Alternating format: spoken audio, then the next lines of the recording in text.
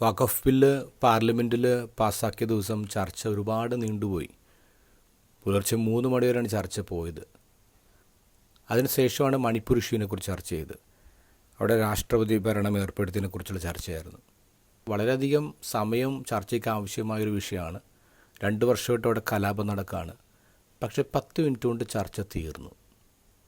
അപ്പം അതിനെക്കുറിച്ച് രാജ്യസഭാ MP Derek ഒബ്രോയിൻ ഒരു പോസ്റ്റ് ഇട്ടായിരുന്നു.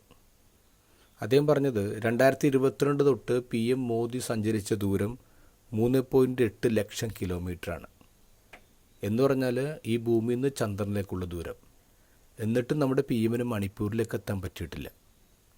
എന്നിട്ടൊരു ചോദ്യം കൂടി അദ്ദേഹം ചോദിക്കുന്നു, also what is the real reason parliament was discussing Manipur at 4 AM?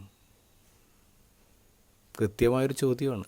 എന്തിനിത്ര പുലർച്ചെ 4 മണിക്ക് മണിപ്പൂരിനെ കുറിച്ച് ചർച്ച ചെയ്തേ? ഇന്നത്തെ സുവിശേഷം നോക്കിയേ. യഹൂദർ സാൻഹെദ്രിൻ കൂടാണ്. അത് അവരുടെ സുപ്രീം കോടതിയാണ്. ഒരാളെ മരണത്തിന് വിധിക്കാൻ പോലും പവറുള്ളൊരു കോടതിയാണ്. എന്നിട്ട് അവരെന്താ തീരുമാനിക്കുന്നത്? ഈശോയിൽ കുറേ പേര് വിശ്വസിക്കുന്നുണ്ട്. അങ്ങനെ പോവുകയാണെങ്കിൽ റോമാക്കാർ വന്നിട്ട് നമ്മുടെ ദേവാലയം, നമ്മുടെ ജനത്തെയൊക്കെ നശിപ്പിക്കും. അതുകൊണ്ട് നമുക്കിന്നെ തീർത്ത് കളയാമെന്ന് തീരുമാനിക്കുന്നത്. എന്നിട്ട് അവരതിനു വേണ്ടി കൂട്ടുപിടിക്കുന്ന ആരെയാണ്? റോമാക്കാരെയാണ്. റോമാക്കാരാണ് അവരെ ഭരിക്കുന്നത്. ഇവിടെ എത്രയോ ചെറുപ്പക്കാരെ അവർ ഒരു കാരണമില്ലാതെ പിടിച്ചുകൊണ്ടേ കൊന്നു കളഞ്ഞു.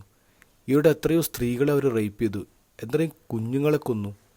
ഇതൊക്കെ അവർ മറന്നുപോവാണ്. എന്നിട്ട് അവർ ഒരാളില്ലാതാക്കാൻ വേണ്ടി ഒരു അവിശുദ്ധ കോമ്പയാണ് പരീക്ഷിക്കുന്നത്, അവിശുദ്ധ കൂട്ടാണ് പരീക്ഷിക്കുന്നത്. ഇത്രയേറെ ദുരന്ത അനുഭവങ്ങൾ ഉണ്ടായിട്ടും നോക്കേ, എന്നിട്ട് അവർക്ക് സംരക്ഷിക്കാൻ പറ്റിയോ? ഇല്ല. AD 70 15 ലക്ഷത്തോളം യഹൂദരാണ് കൊല്ലപ്പെട്ടത്. അവരുടെ ദേവാലയം കല്ലിന്മേൽ കല്ല് ശേഷിക്കാതെ തകർന്നു പോകുന്നുണ്ട്. ചരിത്രം നൽകുന്ന പാഠത്തിലേക്കൊക്കെ നോക്കണം കേട്ടോ. നമ്മൾ ചില കാര്യങ്ങൾ താൽക്കാലികമായി സംരക്ഷിക്കാൻ ചില അവിശുദ്ധ കോമ്പോയിലേക്ക് പോവാണ്. യൂദാസിൻ്റെ ചുംബനത്തെ ഹൈലൈറ്റ് ചെയ്ത് ധ്യാനിക്കേണ്ട ദിനങ്ങളാണ് ഈ ദിവസങ്ങൾ.